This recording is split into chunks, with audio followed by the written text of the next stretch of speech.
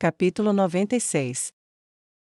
Fofoca, fofoca, fofoca, nunca para, pensou o príncipe Rajem, irritado. Do seu trono, os nobres fofocavam como velhas, ou, como ele próprio dizia, talvez as velhas fofoquem como nobres.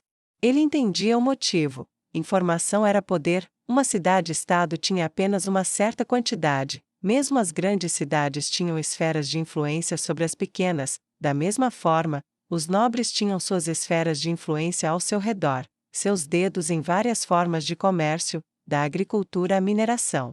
Tudo dependia de tudo, com o poder subindo e descendo de uma pequena facção para outra, a chegada repentina, a ascensão meteórica e a partida repentina e solitária da nova duquesa causaram caos em suas fileiras. Por isso não foi surpresa que seus pequenos sussurros entre os criados lhe trouxessem a pergunta: a duquesa tem um marido para ela? E se não, a quem ela poderia se inclinar? As palavras que lhe foram transmitidas estavam, sem dúvida, relacionadas aos convites que começavam a ser entregues pelos criados da nova casa, um baile, de certa forma, onde todos usam máscaras. Que ideia interessante, nunca ouvi falar de máscaras em um baile, mas é uma ideia tão encantadora. Esse foi seu primeiro pensamento. O segundo foi a confiança demonstrada pelos criados de que sua senhora retornaria, por si só, que deixou os nobres sensíveis de paz e nervosos, e a estranha devoção dos escravos com colares de ferro que se curvavam enquanto estendiam os convites. Os rumores sobre isso eram abundantes, e o príncipe Rajem estava atento a tudo. Eles agem mais como se fossem filhos dela do que como se fossem suas posses, ele refletiu com a cabeça apoiada no punho e o braço apoiado no braço do trono. Mas tudo isso foi deixado de lado quando o caos começou com a disseminação das histórias de massacre na propriedade rural do ministro Umin e da sobrevivência de Lodira. Elas se espalharam como um incêndio de verão e, assim que o restante de seus ministros sobreviventes chegou, o príncipe Rajem convocou uma reunião privada. Quando a porta foi fechada, o vinho foi servido e o príncipe se sentou. Ele imediatamente falou: o que vocês ouvem é verdade, a propriedade rural da condessa Lodira, a propriedade rural do ministro Umin, todos lá foram assassinados ontem à noite, a condessa sobreviveu e veio para cá esta manhã, ela está descansando em meus aposentos e está ilesa. Alguma pergunta? O general Leaman foi o primeiro a falar. Há alguma pista de quem possa ter feito isso? O príncipe Rajem balançou a cabeça. É muito cedo para dizer, enviei cavaleiros assim que ela retornou. Assim que soubermos mais, esperamos encontrar e punir os culpados, por enquanto, porém. Rajem deixou seus olhos verdes penetrantes percorrerem um por um. Algum de vocês sabe por que ele pode ter sido morto? Não apenas ele, mas tantos outros. Se a condessa estiver certa, então alguém exterminou toda a sua família, isso é um rancor severo. Olhares vazios o encontraram em resposta, e então? Rajem perguntou ao quarto que parecia estar vazio, considerando toda a contribuição de seus ocupantes. Finalmente, o general Leaman falou novamente, seu corpo corpulento se mexendo desconfortavelmente no que deveria ser uma cadeira confortável. Seu dedo tamborilava distraidamente na superfície da mesa. Meu príncipe, só sei de 2 pessoas que poderiam ter guardado rancor dele. As feições afiladas do príncipe Rajem se tensionaram de uma só vez. Fala logo, cara. Depressa, exclamou, inclinando-se para a frente na cadeira. Pelas estrelas, como eu odeio essas batidas. Pensou, e dispensou o incômodo o mais rápido que pôde. Senhor, os únicos 2 são a condessa Lodira, e o senhor, o general Leaman desviou o olhar, carrancudo, da fúria púrpura que começava a se formar no rosto do príncipe. Ela e eu?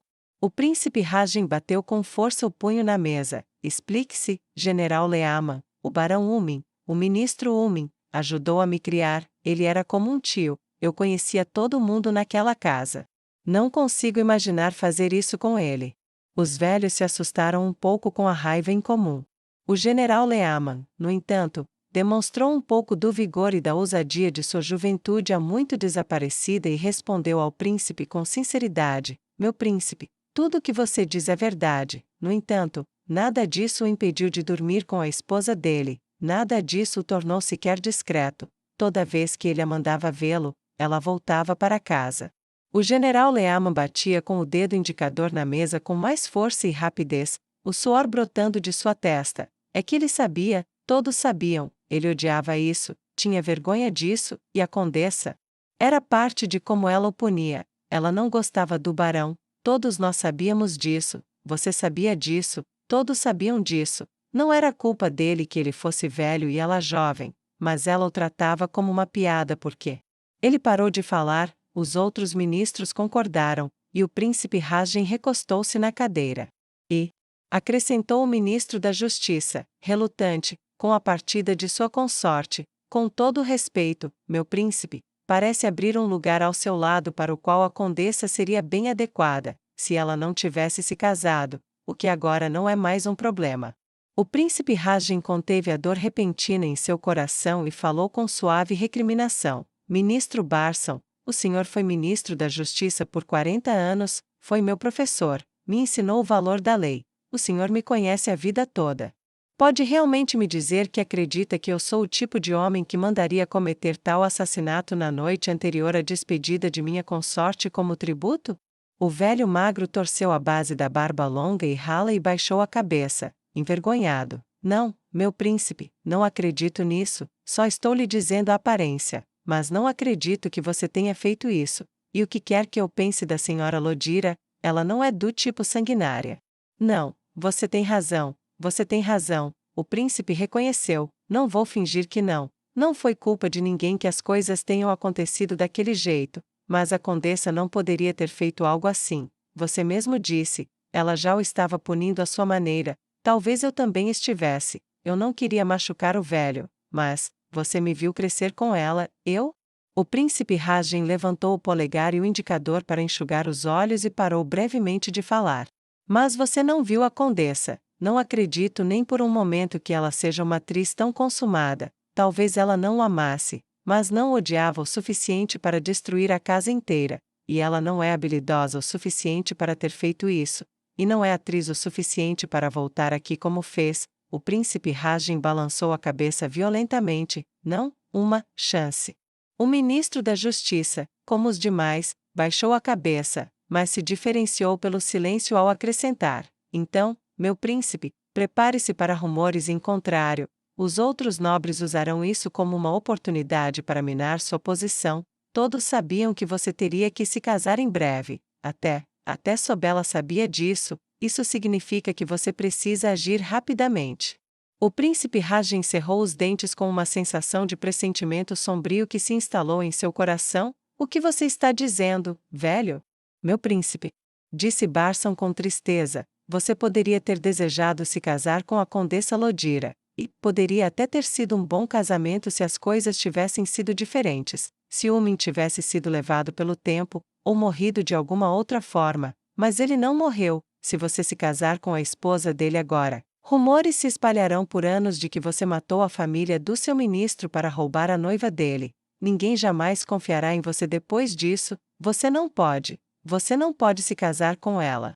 E você também terá que se casar em breve, caso contrário, os rumores vão piorar.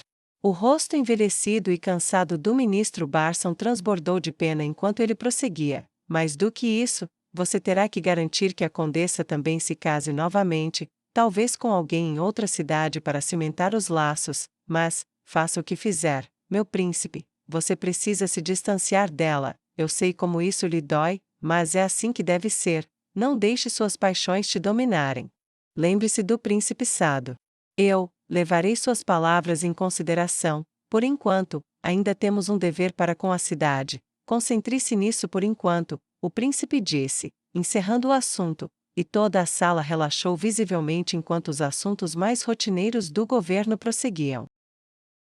Freijin agachou-se diante das 3 garotas e puxou-as levemente pelas roupas. Elas usavam vestidos pretos e brancos com babados e sapatos pretos macios, mais elegantes do que qualquer um que já tivessem usado. Sobre a frente, usavam aventais brancos com uma série de bolsos, alguns contendo ferramentas, outros, para seu deleite inicial, continham pequenos doces de pães doces embrulhados. Freijin sorriu para as jovens. Escutem, eu sei que isso é muita coisa para assimilar, mas este é o melhor resultado possível, mais do que eu esperava, mais do que a maioria jamais recebe. essas moelas estão aí para vocês comerem se sentirem fome durante o trabalho, mas não negligenciem seu trabalho para comer. Sigam as instruções das outras criadas, mas lembrem-se. A menos que seja o mordomo, Kaiji, ou sua assistente, Briseles, vocês respondem apenas a mim até que nossa patroa retorne. O trio assentiu solenemente, os cabelos brancos de Lena, Strain, balançavam lentamente, os olhos ainda arregalados diante do verdadeiro paraíso ao redor. Elas ainda falavam em voz baixa, mas Freijin ficou feliz por elas terem falado. Vamos trabalhar duro. Disseram elas, e saíram da sala para começar seus turnos. Elas ainda não a chamavam de mãe, mas Freijin também não pediu. Elas eram obedientes e confiavam nela, isso bastava. Freijin as observou partir com o coração ainda dolorido pelo sofrimento que suportaram anteriormente nas mãos de Bracer, e depois pelos pesadelos que o morto deixou para trás nas ruínas de suas vidas. Viema demorou-se e tocou-lhe o pescoço nu, aproximando-se da mãe, abraçou-a e beijou o bronze que revelava a diferença entre as suas situações legais, porque ela não te deixa ir. Viema sussurrou a pergunta: vamos mesmo ficar bem aqui? O rosto da menina estava sério, como só as meninas conseguem olhar, questionador, duvidoso. Os seus lábios pequenos apertaram-se com força para não chorar. Quero ir para casa. Quero ir para casa. Choramingou Viema. A sensação do tecido era mais macia que ela alguma vez sentirá, e, no entanto, podia muito bem ser correntes. Freijin a abraçou o mais forte que pôde. Viema, sinto muito por ter falhado com você. Todos nós, toda a nossa cidade, falhamos com você. Não há mais para onde ir. Este é o único lugar que nos resta. E, pelo menos é bom aqui. Você terá boa comida, uma cama e você é livre. Quando crescer, se quiser ir embora, pode. Não sei por que ela mudou seu nome. Talvez seja uma tradição de onde ela vem. Talvez quando uma pessoa deixa de ser escrava e se torna livre, ela assuma um novo nome. Isso tudo é estranho. Mas ela não é tão má. Ela me devolveu você, ela te libertou. E talvez um dia eu também possa ser. Tudo ficará bem. Viema beijou a coleira que prendia sua mãe novamente. Da última vez que você disse isso, eu fui convencida. Freijin teve que se conter para não cair em lágrimas ao beijar a testa da filha. Nada disso agora. Você não será vendida de novo. Se alguém tentar te levar, qualquer um, eu não vou falhar de novo. Aprendi uma lição que nunca esquecerei. Ela olhou para a porta dos aposentos e sussurrou com uma voz feroz e determinada, com as mãos tensas e os braços apertados enquanto falava. Eu posso lutar contra o destino e vencer. Agora vá, Viema, mãos à obra. Amanhã você começará a aprender, mas hoje, você tem tarefas para aprender ao longo do caminho. Ajude os gêmeos o máximo que puder e cuide dos adultos. Viema assentiu com um ar duvidoso para sua mãe, enxugou o rosto e fungou uma vez, depois saiu da sala para trabalhar. Freijin permaneceu agachada ali por um breve instante, tempo suficiente para saber que precisava se mexer. Quando a demora passou, cheia de pensamentos que sabia que nenhuma escrava deveria ter, mas que não conseguia controlar, foi ao escritório de sua senhora ausente para se encontrar com Kaiji. Ela passou por Onimeus, conduzindo um homem vestido de branco que caminhava lentamente pelo chão liso e polido, um questionador. Isso pode complicar as coisas. Freijin sentiu um leve arrepio percorrer sua pele ao deixá-lo para trás e entrar no escritório onde Kaiji agora trabalhava. Você está aqui pelos fundos do dia? Disse Kaiji peremptoriamente, sem levantar os olhos de onde estava escrevendo. Sim, o que conversamos esta manhã vai exigir uma boa quantia de dinheiro. Mas o que está acontecendo com o questionador aqui? Freijin perguntou, olhando por cima do ombro para a porta fechada. Não precisa se preocupar com nada, administradora, Kaiji respondeu superficialmente e colou um selo em um formulário de pedido antes de deslizá-lo sobre a mesa. Freijin sentiu as narinas dilatarem, aproximou-se da escrivaninha, apoiou as palmas das mãos sobre ela e inclinou-se para a frente, sibilava com hostilidade a cada sílaba. Voz da senhora, você pode usar a púrpura, mas eu sou a intendente aqui. Talvez eu não saiba o que a senhora Kaiji fez um dia, mas levo a segurança de cada escravo e servo desta mansão tão a sério quanto você. Se um questionador está aqui, isso não pode ser bom. Kaiji colocou o selo de lado, juntou as mãos e olhou para Freijin. Ela manteve o olhar por um momento, olhos vermelhos encontraram os azuis, ela se parece muito com ela. Kaiji pensou caprichosamente, e carregou consigo uma visão favorável além do que ela já tinha. Kaiji abaixou a cabeça. Desculpe, você tem razão, você levou a salvação de Priscelis a sério e fez muito por nós duas, eu não deveria falar com tanto desdém.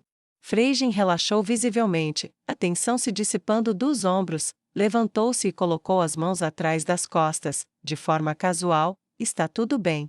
Kaiji, isso é estranho para todos nós. Ela abriu um sorrisinho. Eu só me preocupo porque, por causa de o templo dela, nem mesmo um santuário, um templo de verdade. Kaiji terminou a frase com uma voz reverente e olhos arregalados de devoção. Eu vi, você está fazendo um ótimo trabalho para ela, ela vai ficar satisfeita. Freijin abaixou a cabeça humildemente. Só espero que sim. Você não quer ficar aqui, quer? Kaiji perguntou, com naturalidade. Freijin endureceu novamente com a deslealdade implícita nas palavras de Kaiji, uma implicação que poderia ter repercussões brutais ou letais. Atravessou sua mente o medo de ser jogada nas cozinhas, ou no que talvez fossem as muitas fazendas ou arrozais da patroa quando ela os comprasse. Eu não posso ter essa vida. Eu não posso. Ela estremeceu por dentro. Voz da senhora, Freijin começou formalmente. Guarde isso, não fale se for mentir, escrava, diga-me a verdade. Kaiji entoou as palavras como o estrondo da perdição, e Freijin só conseguiu abaixar a cabeça. Eu não quero estar aqui, eu quero estar em outro lugar, eu não quero uma coleira, eu não quero me curvar e me humilhar. Eu sou leal, sério, eu sou grata, mais grata do que qualquer um pode ser, mas eu não posso ser feliz assim. Ela estendeu a mão, agarrou a coleira em cada lado do pescoço e puxou para dar ênfase. Eu quero minha vida de volta, isso é tão errado? Freijin cuspiu as palavras como se fossem um fruto amargo em sua língua. A resposta de Kaiji foi muito simples, e ela encarou Freijin fixamente enquanto a proferia. Sim, escrava. É isso mesmo. Enquanto você continuar escrava, isso é profundamente errado. É ainda mais errado por causa da sua posição na casa dela. Ela é digna de sua lealdade e adoração. Nunca se esqueça disso. O olhar fixo era apavorante, e Freijin sentiu um arrepio na espinha. Eu sei, mas eu viajei com ela, lutei sob seu comando, e estou com medo, e sei que se não tivesse isso comigo, teria um motivo a menos para estar. Tenho 3 filhos para cuidar agora, 2 deles são escravos. Se eu não a agradar, e se ela me obrigar a me livrar de um, e se um deles a irritar ela adotou o nome de Viena e a transformou em Viema, ela pode tirar qualquer coisa de mim. Freijin estremeceu de terror ao pensar nisso. Não posso evitar se tenho medo de perder tudo de novo. Talvez ela não, mas ela podia. E por mais que eu a reverencie, por mais leal que eu seja, isso me assusta. Kaiji não conseguiu pensar em nada para dizer sobre isso.